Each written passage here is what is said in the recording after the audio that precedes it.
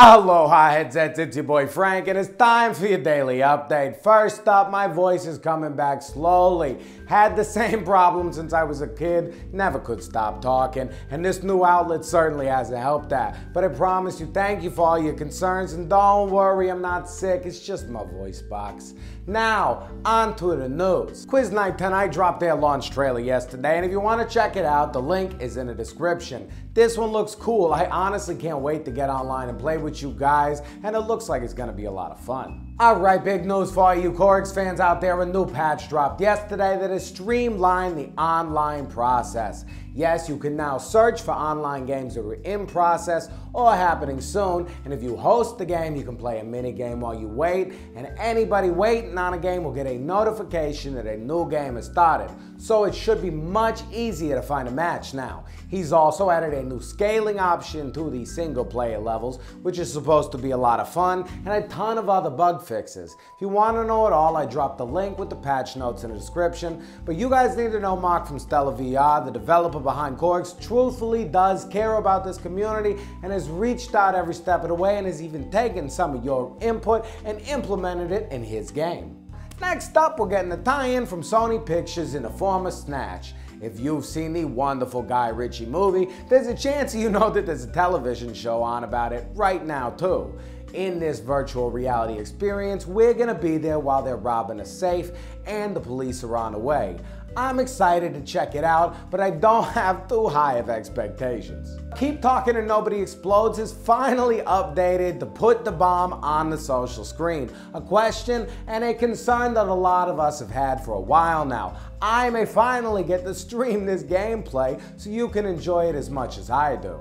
Alright, Herocade also had a little patch that went through. They fixed a Dreadhalls bug that wouldn't let you go through the ending. They also fixed turning on Dreadhalls a little bit, and they made it easier to hit that score in Jurrasic Survival. Still, doesn't make the game that much better for me, but for those of you that enjoyed it or had issues that you were trying to solve, at least maybe you got a solution now. Alright, and Bandit 6, which I thought was going to drop on Tuesday, actually dropped yesterday in the PlayStation Store for $12.99. I believe it was already available in the UK, but now it's available in the US as well.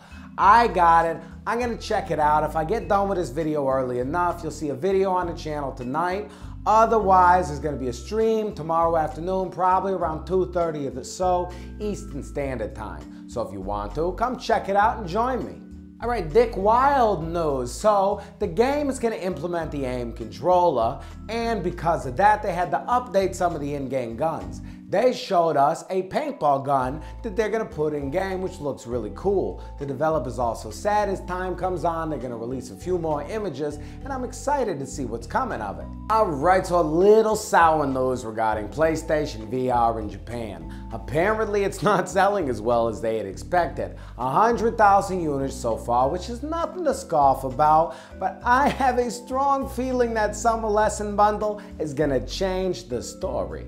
Now this is a little cryptic and I'm not 100% sure what it means, but if you go to the E3 website, look under Sony, go all the way to the bottom under virtual reality, there's about 7 exhibitors already listed on there. And now I'm not 100% sure that I've heard about games from any of these exhibitors. Now I know ViaZoom is a bike company, but other than that, we could have some cool things in store that might be able to figure out early if we do our research, headsets. And now for everybody's favorite, Ask Frank. First up, Saul Munoz asks, hey Frank, you gonna do a 5-point bundle unboxing? Saul, to be honest, I hadn't even thought about it. I've never done an unboxing before, and I don't think that they're all that fancy or spectacular. But if the people want it, Frank is here to serve, so just let me know in the comments. Next up, Doodlebob asks, hey Frank, should I get a Vive or PSVR? I got the money. Doodlebob, honestly, it just depends on what you're looking for. If you have an entire room to set up and you want extremely immersive room scale VR, then the Vive is definitely the way to go. But if you don't have a lot of room and you want something that is still extremely immersive and a whole lot of fun, then the PlayStation VR is where to go. Honestly, if you got the money, then that's what it comes to. If you got the space for a Vive, you're really gonna love it. But if you don't have the space, I'd say the PlayStation VR is amazing, man. You're gonna love it just as much. And finally, Darren Hall asks, hey Frank, what's that white dot in your videos? Darren, are you talking about that white dot? Or that white dot? Cause there's two. And those are nails that I've used to hang up paintings during my live streams when I got a stand. I can paint them over blue if you guys want me to, but honestly I didn't think it was that big of a deal. Like before, let me know in the comments. And more importantly, thank you all for watching this video. Hit that like button if you want. And as always, if you want to stay up to date on everything PlayStation VR and you don't mind this ugly mug, friggin' subscribe!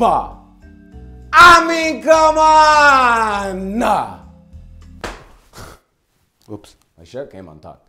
PlayStation VR Wise guy. It's lit.